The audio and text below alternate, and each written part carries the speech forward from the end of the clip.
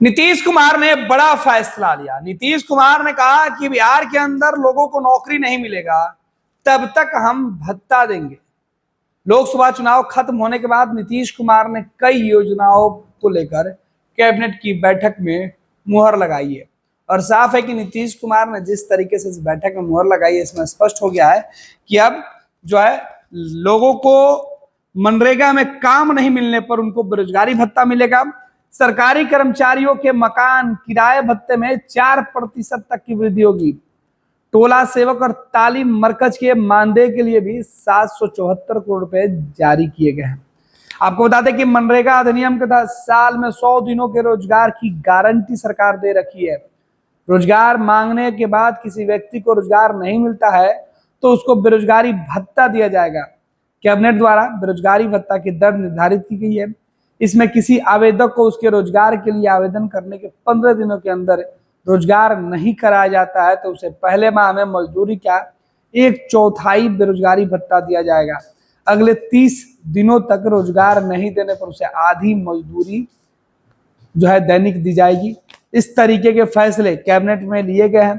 Cabinet के इस फैसले के बाद सीधे तौर पर जो है लोगों को बड़ी राहत मिली है। जो लोग बेरोजगारी से जूझ रहे थे उनका कहना था कि सरकार ने एक बड़ा कदम उठाया है और इससे सीधे तौर पे जो बेरोजगार हैं देश प्रदेश के अंदर, जो बाहर जाने को मजबूर थे नौकरी करने के लिए, ऐसे लोगों को राहत मिलेगी क्योंकि उनको अब घर में ही काम मिलेगा।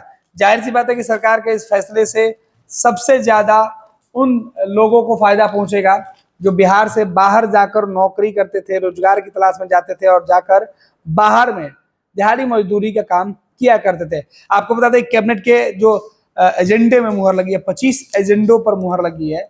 उस बैठक से ठीक पहले सियासत काफी गरमाई हुई थी और आपको बता दें कैबिनेट के जिन 25 मुद्दों पर मुहर लगी है उनमें सबसे ज्यादा जो लोग हैं उनको राहत पहुंचाने के लिए नीतीश कुमार ने फैसला लिया है, जिसमें 7 निश्चय के तहत राज्य में 54 एएनएम और 23 जीएनएम प्रशिक्षण संस्थाओं के स्थापना की स्वीकृति दी गई है। इसके निर्धारित मानकों के आलोक में पद सृजन की मंजूरी कैबिनेट ने दी है। राज्य के पुराने 22 एएनएम और 6 जीएनएम ट्रेनिंग स्कूलों में एएनएमसी के मानकों के आधार पर 274 पदों की स्वीकृति दी गई है। आपको बता दें कि इसके साथ ही सबसे ज्यादा ऑनलाइन न्यायिक आदेश और नक्शा मिलेगा। अपर मुख्य सचिव ने बताया कि कैबिनेट के सभी पुराने न्यायिक आदेशों, भू अभिलेखों और अन्य महत्वपूर्ण दस्तावेजों के स्कैन का डिजिटल पटल पर संरक्षित किया जाएगा। 15 साल पुरानी वाहनों के निबंधन नहीं होगा। सरकार ने सख्त कर दिया है कि 15 साल पुराने गाड़ियों का अब एक बार फिर से रजिस्ट्रेशन नहीं होगा। सरकार ने सभी बोर्ड, विभाग और निगम को 15 साल पुराने वाहनों को दोबारा निबंधन अब नहीं कराने पर कैबिनेट की मंजूरी दे दी है। ऐसे 15 वर्ष पुराने सरकारी वाहनों की स्क्रैपिंग निबंधित यान स्क्रैपिंग सुविधा के माध्यम से किया जाएगा।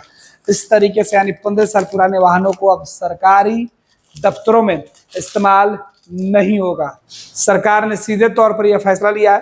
पैनोरमा ग्रुप, जो सोचता है वो करता है। ये लो मुंह मीठा करो, आज मैंने अपना जॉब छोड़ दिया। अब हम पूर्णिया वापस जाएंगे। जॉब छोड़ दिया है? मतलब ये घर कैसे चलेगा? हम करेंगे क्या? और माँ बाबूजी क्या बोलेंगे? इसलिए मैं एक और मिठाई का डब्बा लाया। अपने बिजनेस के लिए लोन अप्रूव हो गया। अरे लोन अप्रूव हो गया वो तो ठीक है, लेकिन पूर्णिया में हम रहेंगे कहाँ? अपना घर भी तो नहीं है वहां। इसलिए तो एक और मिठाई का डब्बा अलग से लाया हूं। हमने पूर्णिया में घर ले लिया है, पूर्णिया के ई होम्स पैनोरमा में। पूर्णिया में पैनोरमा ग्रुप लेकर आए हैं ई होम्स पैनोरमा।